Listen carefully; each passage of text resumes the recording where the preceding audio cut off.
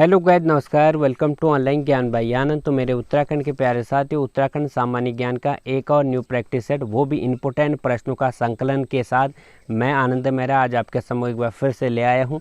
साथियों, रोजाना हम आपको उत्तराखंड सामान्य ज्ञान के वन लाइनर लेक्चर और उत्तराखंड सामान्य ज्ञान के एमसीक्यू प्रैक्टिस सेट उपलब्ध करवाते हैं। उत्तराखंड सामान्य ज्ञान से कोई भी प्रश्न आपका आगामी परीक्षा में नहीं छूटेगा, हमने आपसे वादा किया है। तो इन प्रैक्टिस सेटों को, इन वन लाइनर सीरीज को आप लोग जरूर वॉच करिएगा। साथ ही इससे पिछले पार्ट आपको देखने हैं, इसी वीडियो के डिस्क्रिप्शन बॉक्स में जाइएगा। तो आज है 100 प्रश्नों का संकलन। इन जो प्रश्न हैं इसमें हर क्षेत्र से ये प्रश्न आए हुए हैं, तो एक बार जरूर सॉल्व इन प्रश्नों को अपने स्तर से करने का प्रयास करें। पहले प्रश्न से आज के लेक्चर की शुरुआत करें।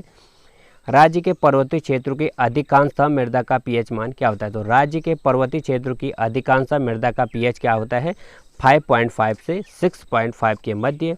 दूसरा सवाल, पर्वतीय क्षेत्रों में सीढ़ीनुमा खेती के लिए सीढ़ियाँ अधिक से अधिक जितने प्रतिशत भूमि के ढाल पर बनाई जाती हैं वह है? तो आपको बताना है पर्वतीय क्षेत्रों में जो सीढ़ीनुमा खेती होती है वहाँ पे सीढ़ियाँ कितने प्रतिशत भूमि की ढाल पे बनाई जाती है, वो अपना आपको प्रतिशत का आंकड़ा बताना है। तो सही उत्तर है साथियों अपना 15%, ऑप्शन नंबर ए। तीसरा सवाल है, निम्न में से कौन सी फसल राज्य के तराई क्षेत्रों में अप्रैल माह में फूल आने की अवस्था में होती है? तो राज्य की कौन सी फसल है जो तराई क्षेत्रों में अप्रैल माह में फूल आने की अवस्था में होती है?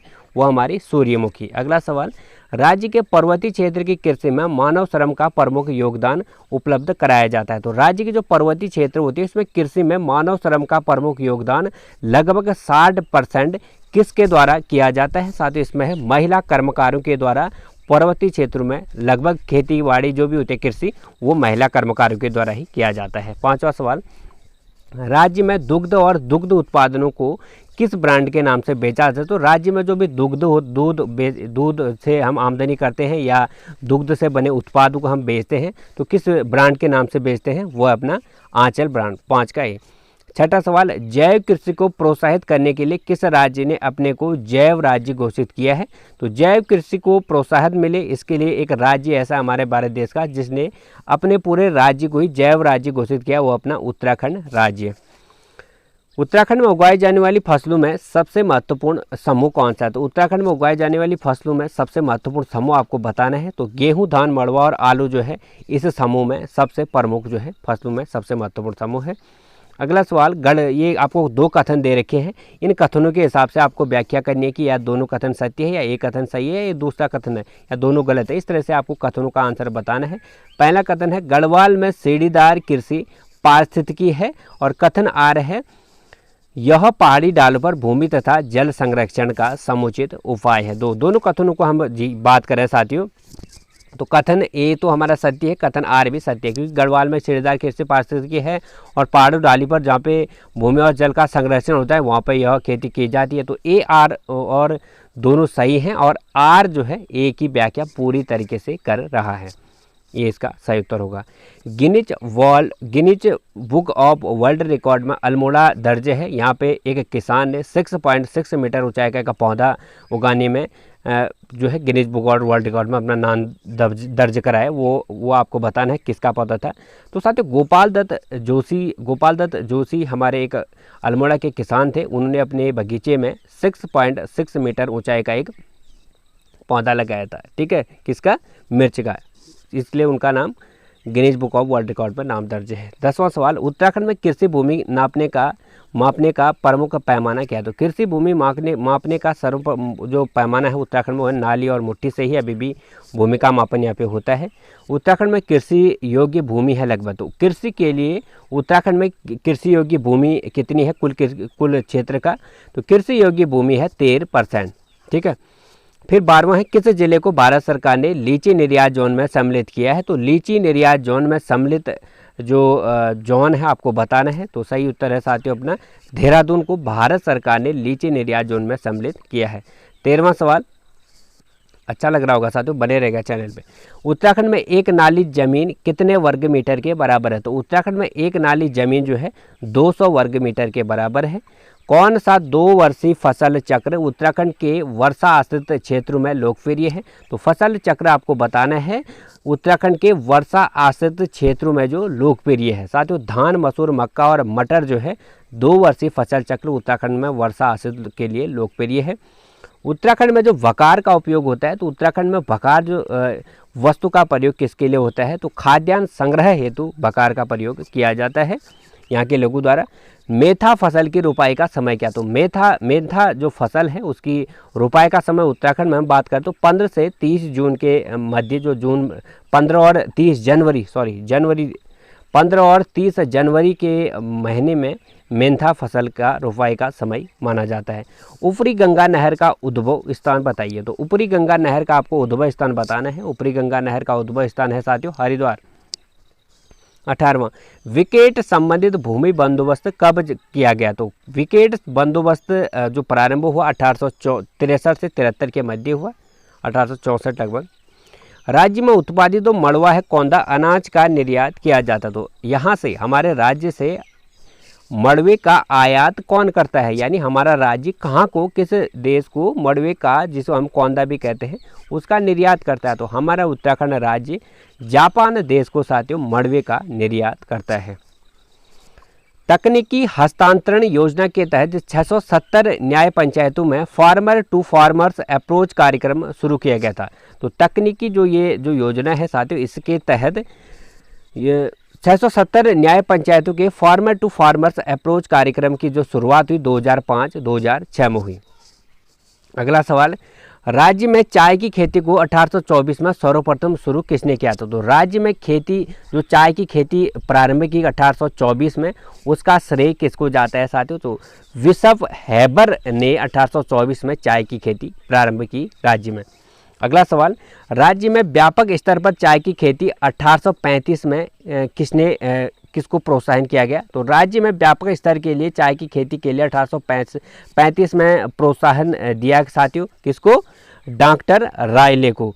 राज्य में सर्वाधिक क्षेत्रफल पर खेती की जाने वाली 2 फसलें आपको बतानी है, तो राज्य का जितना भी कृषि क्षेत्रफल मैंने आपको बताया 13%, उसमें से जो ज़्यादा क्षेत्रफल है उस पर कौन सी खेती, 2 प्रकार की खेती की जाती है राज्य में, तो वह साथियों गेहूं और चावल की यहाँ पे पैदावार ज़्यादातर होती है।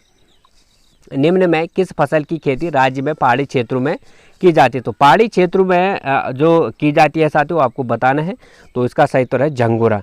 राज्य में सर्वाधिक कृषि योग्य भूमि बंदोबस्त हुआ, तो राज्य में सर्वाधिक कृषि योग्य भूमि बंदोबस्त आपको बताना है किस जनपद में हुआ, तो कृषि योग्य के लिए भूमि बंदोबस्त जो सर्वाधिक हुआ साथियों वो हुआ उधम सिंह नगर जनपद में। राज्य में सबसे कम कृषि योग्य भूमि है, तो राज्य में सबसे कम कृषि योग्य भूमि किस जनपद में आपको बताना है, वो है अपना रुद्रप्रयाग में, ऑप्शन नंबर डी। फिर है साथियों हमारा 27वां प्रश्न, स्वतंत्रता के बाद राज्य में पहला भूमि जो बंदोबस्त था कब हुआ, तो स्वतंत्रता जब हमें 15 अगस्त 1947 को मिली साथियों, उसके बाद राज्य में जो भूमि बंदोबस्त हुआ आपको बताना है, तो राज्य में उसके बाद भूमि बंदोबस्त हुआ 1960-64 में। ठीक है।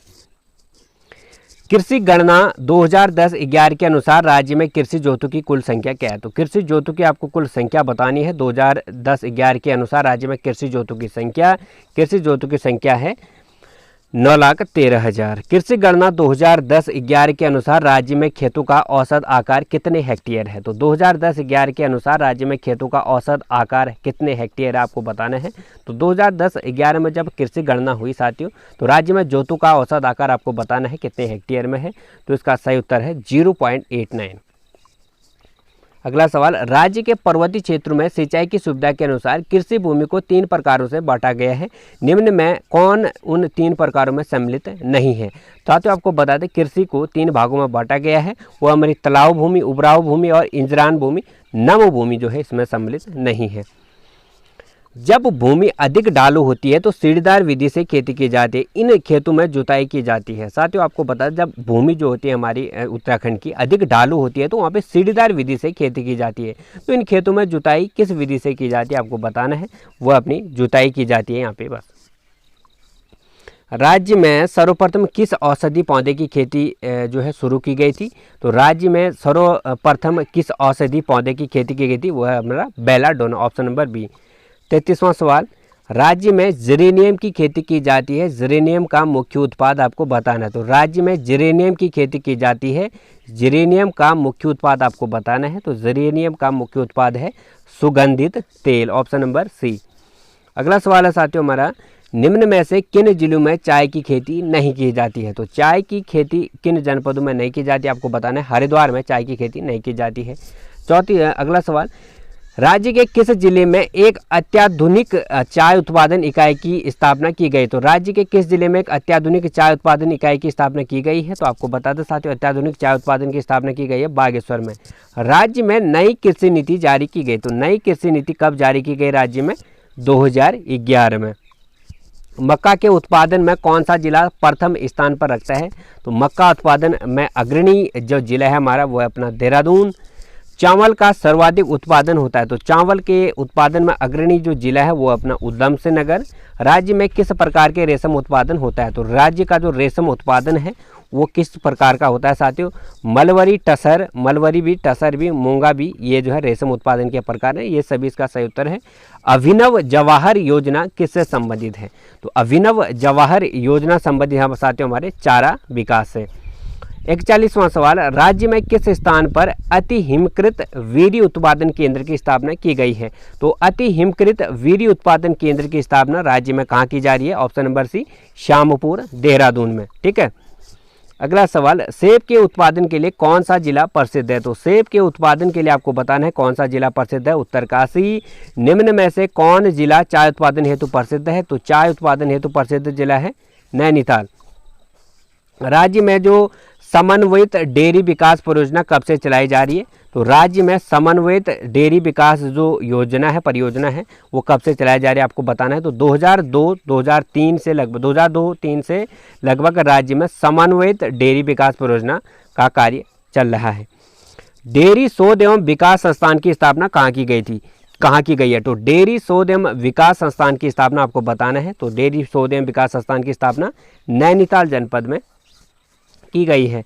अगला सवाल है साथियों हमारा 46वां, मत्स्य नीति लागू करने की पहल करने वाला उत्तराखंड देश का पहला राज्य है। तो मत्स्य नीति उत्तराखंड ने कब लागू की गई थी? तो मत्स्य नीति लागू करने वाला हमारा उत्तराखंड देश में पहले स्थान पर है। और मत्स्य नीति जो है कब लागू की आपको बताना है। तो मत्स्य नीति हमारे राज्य ने लागू की साथियों सन 2002 में।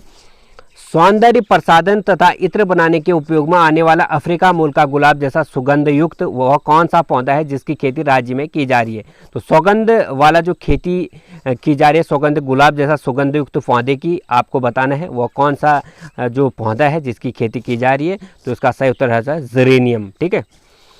48वां सवाल, निम्न में कौन सा चाय बागान ब्रिटिश काल से ही टी स्टेट चाय बागान के नाम से जाना जाता है? तो ब्रिटिश काल से ही टी स्टेट चाय बागान के नाम से प्रसिद्ध आपको बताना है साथियों। इसका सही उत्तर है कौसानी, भीमताल और मुवाली, ये सभी जो है टी स्टेट चाय बागान के रूप में ब्रिटिश काल से ही प्रसिद्ध थे। राज्य में सेब के बाग पाए जाते हैं। तो राज्य में सेब के बाग कहाँ पाए जाते हैं? उत्तरकाशी में सबसे ज़्यादा, देहरादून में भी, नैनीताल में भी, लगभग सभी जनपदों में सेब के बाग पाए जाते हैं। अगला सवाल है, राज्य की सबसे पुरानी नहर 1854 की जो नहर है वो कहाँ बनी? तो ऊपरी गंगा नहर का निर्माण 1854 में हुआ हरिद्वार में, ऊपरी गंगा नहर। राज्य के शुद्ध सिंचन क्षमता में सर्वाधिक योगदान है। तो राज्य के शुद्ध सिंचन क्षमता में सर्वाधिक योगदान आपको बताना है। तो उसका है नलकूपों का। तो सिंचाई में सबसे सर्वाधिक उपयोग आता है नलकूपों का।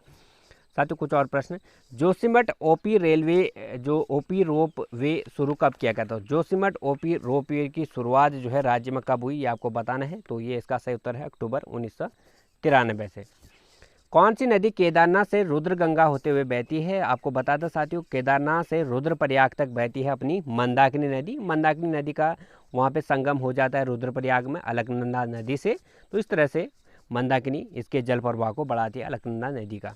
बद्रीनाथ मंदिर स्थित है। तो बद्रीनाथ मंदिर कहाँ पे स्थित है साथियों? बद्रीनाथ मंदिर हमारे चमोली में, केदारनाथ मंदिर हमारा रुद्रप्रयाग में, और यमुनोत्री गंगोत्री धाम है हमारे उत्तरकाशी में। पंच केदार वर्ग में निम्न में से कौन एक सही है? तो पंच केदार आपको वर्ग बताना है, इसमें से कौन एक सही नहीं है। पर तो पंच केदारों की बात करें साथियों, पंच केदार हमारे एक बार स्पष्ट करा दूं, कल्पेश्वरनाथ है, रुद्रनाथ है, तुंगनाथ है, मद महेश्वरनाथ है और केदारनाथ है। ये हमारे पंच केदार राज्य के विश्वनाथ जो है इसके अंतर्गत नहीं आता है। अगला सवाल, उत्तराखंड का सबसे बड़ा हिमनद है। तो उत्तराखंड का सबसे बड़ा हिमनद हमारा गंगोत्री ग्लेशियर, और कुमाऊं की बात करें तो मिलम। कुमाऊं का सबसे बड़ा ग्लेशियर है, तो वही प्रश्न आ गया साथियों, कुमाऊं का सबसे बड़ा ग्लेशियर हिमनद है अपना मिलम, 6 का ए। अगला है साथियों हमारा सातवां, महात्मा गांधी ने राज्य के किस स्थान को भारत का स्विट्जरलैंड कहा था? तो महात्मा गांधी ने राज्य के किस स्थान को भारत का स्विट्जरलैंड कहा था? कौसानी प्रवास पर आए थे जब उनने भारत का स्विट्जरलैंड इसको कहा था। हेमकुंड झील कितने हिम आच्छादित शिखरों से घिरी हुई है? तो 7 हिम आच्छादित पर्वत शिखरों से घिरी है हमारी हेमकुंड झील। निम्न में से कौन सा स्थान कैलाश मानसरोवर सबसे कम दूरी है? तो किस स्थान से कैलाश मानसरोवर सबसे कम दूरी पर? तो है तवाघाट। अस्कोट वन्यजीव सेंचुरी कहाँ पर स्थित है? तो अस्कोट वन्यजीव सेंचुरी है पिथौरागढ़ में। पिथौरागढ़ से 165 किलोमीटर दूर स्थित वह स्थान आपको बताना है जहाँ ऊनी वस्तुएं, साल, पंखी, पश्मीना, दुसालक, कालीन व जड़ी बूटियां मिलती हैं। तो वह स्थान है हमारा Munsiyari, option number C. Gandhi ji ने श्री भागवत गीता पर अपनी प्रसिद्ध जो भूमिका है अनासक्ति योग टीका कहाँ लिखी थी? हमने आपको बताया साथियों कौसानी को उन्हें भारत का स्विट्जरलैंड कहा था। तो यहीं पर प्रवास के दौरान उनने श्री भगवत गीता जो उनकी कृति थी उन पर अनासक्ति योग टीका लिखा था। भगवान शिव के 12 ज्योतिर्लिंगों में से एक स्थापित है। तो भगवान शिव का जो 12 ज्योतिर्लिंग है साथियों अलग अलग जगहों पे, एक है हमारे उत्तराखंड में भी जिसे हम केदारनाथ धाम कहते हैं, तो वहाँ भगवान शिव का एक ज्योतिर्लिंग है। अगला सवाल साथियों, उत्तराखंड के किस हिल स्टेशन को पहाड़ों की रानी कहा गया है? तो पहाड़ों की रानी हम कहते हैं अपने मसूरी को। निम्न में से कौन पंच प्रयागों में सम्मिलित नहीं है? तो साथियों पंच प्रयाग में देव प्रयाग, नंद प्रयाग, कर्ण प्रयाग है और केशव प्रयाग जो है इसमें नहीं है, तो आपको पता होना चाहिए। अगला सवाल साथियों, पंचप्रयाग हम क्यों कहते हैं आपको बता दूं। देव प्रयाग में होता है हम अलकनंदा और भागीरथी का संगम, नंद प्रयाग में नंदाकिनी और अलकनंदा का संगम, कर्ण प्रयाग में होता है अलकनंदा और पिंडर नदी का संगम, केशव प्रयाग में ये पंचप्रयाग में सम्मिलित नहीं है। कौन मंदिर 12 ज्योतिर्लिंगों में से सम्मिलित है? 12 ज्योतिर्लिंगों में से कौन जो सम्मिलित है आपको बताना है। इसमें से सही उत्तर है साथियों आपका केदारनाथ। केदार में भगवान शिव के 12 ज्योतिर्लिंगों में से एक यहाँ पे विराजमान है। पंच प्रयाग किन जिला समूह में स्थित है? तो पंच प्रयाग जो है किन जिला समूह में आपको बताना है। तो पंच प्रयाग है हमारे चमोली, रुद्रप्रयाग, टिहरी में, ठीक है। उत्तराखंड के चारों धाम गंगोत्री, यमुनोत्री और बद्रीनाथ, केदारनाथ किन जिले समूह में स्थित है आपको पता होगा साथियों। और गंगोत्री यमुनोत्री हमारे उत्तरकाशी में और बद्रीनाथ है हमारा चमोली में, केदारनाथ हमारा रुद्रप्रयाग में। तो इस हिसाब से ऑप्शन नंबर सी इसका करेक्ट उत्तर हो गया। निम्न पंच केदार में कौन रुद्रप्रयाग में है? तो पंच केदार में कौन, जो पंच केदार हैं उनमें से एक रुद्रप्रयाग में कौन सा आपको बताना है। निम्न पंच केदार में कौन रुद्रप्रयाग में है? तो इसका सही उत्तर है रुद्रप्रयाग। निम्न पंच केदार में कौन रुद्र, 2 बार छप गया साथी। अच्छा ये प्रश्न इसका सही है। तो निम्न पंच केदार में कौन रुद्रप्रयाग में? तो केदारनाथ, तुंगनाथ, मध्यमहेश्वरनाथ ये सभी जो है रुद्रप्रयाग में है। अगला सवाल, राज्य के चारों धामों में सर्वाधिक ऊंचाई पर स्थित धाम है। तो राज्य के चारों धाम में सर्वाधिक ऊंचाई पर स्थित धाम आपको बताना है। तो चारों धाम हमारे उत्तराखंड में विराजमान है। इसमें सबसे सर्वाधिक ऊंचाई जो है समुद्र तल से वो आपको बताना है। साथ ही इसका सही उत्तर है केदारनाथ। राज्य में सर्वाधिक ऊंचाई पर स्थित मंदिर, तो राज्य में सर्वाधिक ऊंचाई पर स्थित हमारा मंदिर तुंगनाथ। अगला सवाल, विद्वानों के अनुसार खांडव वन था वर्तमान में। तो विद्वानों के अनुसार खांडव वन कहाँ पर था वर्तमान में? तो खांडव वन कहा गया था विद्वानों के अनुसार हरिद्वार को। निम्न में से कौन सा मंदिर रानीखेत के पास है? तो निम्न में से आपको बताना है रानीखेत के पास मंदिर कोटा माई का मंदिर जो है रानीखेत के पास है। साथियों सब लोग जानते हो आप लोग कोटा माई का मेला भी लगता है यहाँ पे। बद्रीनाथ विशाल बद्री मंदिर के आसपास निम्न में से कौन सा नहीं है? तो बद्रीनाथ के आसपास निम्न में से कौन सा नहीं है आपको बताना है। तो हिसाब से साथियों पंचधाराएँ हैं, पंचशिलाएँ, पंचकोट, पंच गुफाएँ जो है बद्रीनाथ के आसपास नहीं है, ये अलग अलग जगहों पर भी हैं। ओम पर्वत स्थित है। तो ओम पर्वत किस जनपद में स्थित? तो पिथौरागढ़ में है ओम पर्वत। निम्न में से किस पर्वत स्थल को पहाड़ों की रानी कहा जाता है? तो पहाड़ों की रानी हम कहते हैं साथियों अपने देहरादून के मसूरी को। ढिकाला किस राष्ट्रीय उद्यान का प्रवेश द्वार है? साथियों कार्बेट राष्ट्रीय उद्यान जो नैनीताल और 2 जनपदों में लगभग फैला हुआ है पौड़ी में। तो ये जो है अपना जो इसका प्रवेश द्वार नैनीताल वाला है ये ढिकाला कहा जाता है। कुब्जाक्रम किसका प्राचीन नाम है? तो कुब्जाक्रम किसका प्राचीन नाम आपको बताना है। कुब्जाक्रम हमारे ऋषिकेश का। उत्तरकाशी का प्राचीन नाम क्या है? तो उत्तरकाशी का प्राचीन नाम है बाड़ाहाट।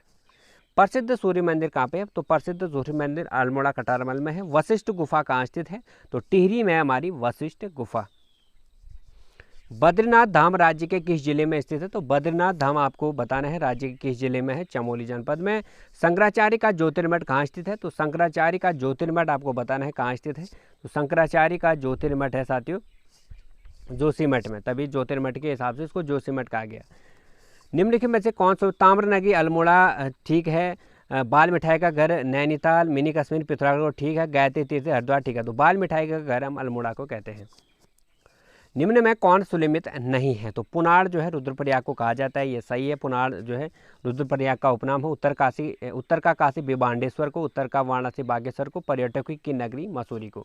साथ ही उत्तर का वाराणसी बागेश्वर को कहते हैं, उत्तर का काशी विभांडेश्वर को कहते हैं। पर्यटकों की जो नगरी है, पर्यटकों की नगरी हम कहते हैं रानी खेत को। ये ऑप्शन यहाँ पे गलत है। निम्न में कौन सुलिमित नहीं है, भारत का एडिनबरा हम रानीखेत को कहते हैं, सही है। हिमालय का द्वारका द्वारहाट को, बलाना कौसानी और छोटा कश्मीर पिथौरागढ़ को। साथ ही उसमें से जो सही उत्तर है हमारा, भारत का एडिनबरा हम कहते हैं रानीखेत की जगह ना, हम यहाँ पे मसूरी होता तो सही उत्तर होता। तो भारत का एडिनबरा मसूरी का उपनाम है। राज्य में स्थित चारों धामों का हरिद्वार से दूरी के बढ़ते क्रम में आपको लिखना है। तो सबसे छोटा वाला आपको पहले लिखना है, सबसे जो कम वाला बाद में, यानी दूरी के हिसाब से हरिद्वार से दूरी के बढ़ते क्रम में लिखना है। तो सबसे छोटा पहले, फिर उससे बढ़ते बढ़ते क्रम में आपको लिखना है। तो साथियों इसका सही उत्तर हमारा है यमुनोत्री, केदारनाथ, गंगोत्री और बद्रीनाथ। तो इस हिसाब से इसका ये करेक्ट उत्तर होगा। ठीक है, हरिद्वार से जो दूरी के हिसाब से बढ़ता हुआ क्रम है। यमुनोत्री सबसे नज़दीक पड़ेगा हरिद्वार से, फिर केदारनाथ, फिर गंगोत्री, फिर बद्रीनाथ। राज्य में स्थित चारों धामों का समुद्र तल से ऊंचाई के बढ़ते क्रम में निम्न में से कौन सा है। तो चारों धामों में सबसे बड़ा हमने आपको बताया केदारनाथ है समुद्र तल से ऊंचाई में। तो इस हिसाब से आप लोग लगा सकते हो इसका क्विक तरीके से उत्तर। तो इसका सही उत्तर होगा हमारा ऑप्शन नंबर ए।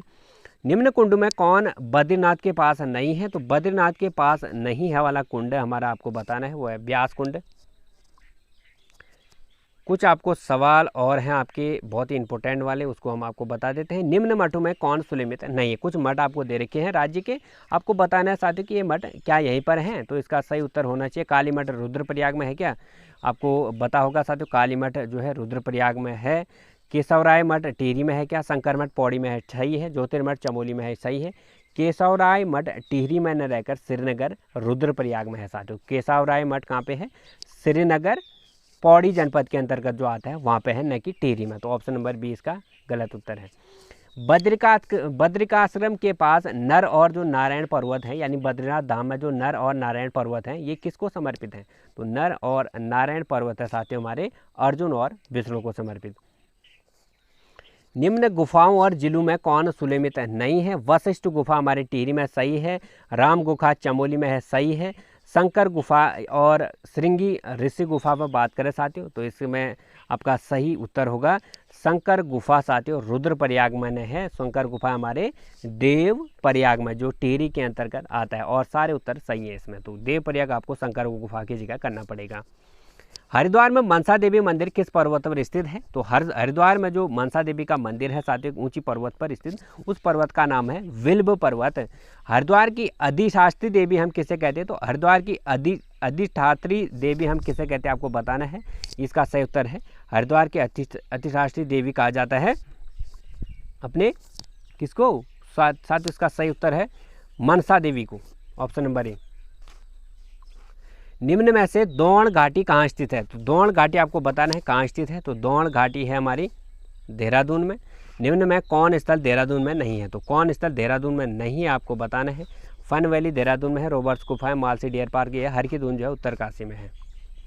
प्रसिद्ध पर्यटक स्थल खिरसू स्थित है। तो फिर प्रसिद्ध जो पर्यटक स्थल खिरसू है वो हमारे उत्तराखंड में कहाँ स्थित है आपको बताना है। तो खिरसू हमारे पौड़ी में। कटारमल सूर्य मंदिर की वास्तुशैली है। तो कटारमल जो सूर्य मंदिर हमारा अल्मोड़ा जनपद में बनाया गया है वो किस शैली से बनाया गया है आपको बताना है। तो उत्तराखंड शैली से बना है कटारमल सूर्य मंदिर। निम्न में किसे गंगोत्री और यमुनोत्री का प्रवेश द्वार कहा जाता है। तो गंगोत्री और यमुनोत्री का प्रवेश द्वार हम कहते हैं साथियों किसको कहते हैं। साथियों आपको पता होगा गंगोत्री और यमुनोत्री का प्रवेश द्वार भी मसूरी को कहा जाता है। अगला सवाल, कालिदास के मेघदूतम काव्य में निम्न में से किसका वर्णन है। तो कालिदास का तो मेघदूतम काव्य है, उनमें से किसका वर्णन आपको है आपको बताना है। तो मेघदूतम काव्य में निम्न में से किसका वर्णन आपको बताएं। तो इसका सही उत्तर है कनखल। निम्न में किस स्थान पर लक्ष्मण जी एक मंदिर है। तो लक्ष्मण जी का मंदिर आपको बताना है कहाँ पर है। निम्न में से किस स्थल पर लक्ष्मण जी का मंदिर है। तो लक्ष्मण जी का मंदिर है हमारे हेमकुंड में। तभी यहाँ लक्ष्मण गंगा कहते हैं ना, बहती है। चितई मंदिर कहाँ स्थित है? तो चितई मंदिर हमारा अल्मोड़ा में। गोविंद वल्लभ पंत की जन्मभूमि निम्न में से क्या है? तो तारीख जो गोविंद वल्लभ पंत जी हमारे भारत रत्न प्राप्त करता है उत्तराखंड से एकमात्र, उनकी जो जन्मभूमि है उसे हम जानते हैं साथियों शीतला खेत के रूप में। तो उनका ग्राम है शीतला खेत, अल्मोड़ा। पाताल भुवनेश्वर मंदिर निम्न में से किस जनपद? तो पाताल भुवनेश्वर हमारे कहाँ पर है? पिथौरागढ़। निम्न में से कौन राष्ट्रीय उद्यान 3 जिलों में स्थित है? तो 3 जिलों में जो राष्ट्रीय उद्यान आपको बताना है, तो जो 3 जिलों में फैला है साथियों, तो वह है हमारा कौन सा? राजाजी राष्ट्रीय उद्यान। सर्वाधिक पर्यटकों को आकर्षित करने वाला राष्ट्रीय उद्यान कार्बेट राष्ट्रीय उद्यान उसकी दृष्टि में दूसरा स्थान है। तो दूसरा जो सबसे ज़्यादा पर्यटक जिस उद्यान में आते हैं आपको वो बताना है, वो राजाजी राष्ट्रीय उद्यान जो देहरादून में है। निम्न में से किस राष्ट्रीय उद्यान के मध्य पाटली-दून स्थित है? तो पाटली-दून किस राष्ट्रीय उद्यान के मध्य स्थित है? कार्बेट राष्ट्रीय उद्यान, ऑप्शन नंबर सी। अगला सवाल, राज्य का सर्वाधिक क्षेत्रफल वाला राष्ट्रीय उद्यान। तो राज्य का सर्वाधिक क्षेत्रफल वाला राष्ट्रीय उद्यान हमारा गंगोत्री राष्ट्रीय उद्यान। राज्य का सर्वाधिक क्षेत्र वाला वन्य जीव विहार कौन सा है? तो वन्य जीव विहार भी हमारे 6 है, तो उनमें से सर्वाधिक क्षेत्रफल वाला आपको बताना है। तो सर्वाधिक क्षेत्रफल वाला वन्य जीव विहार है हमारे केदारनाथ वन्य जीव विहार।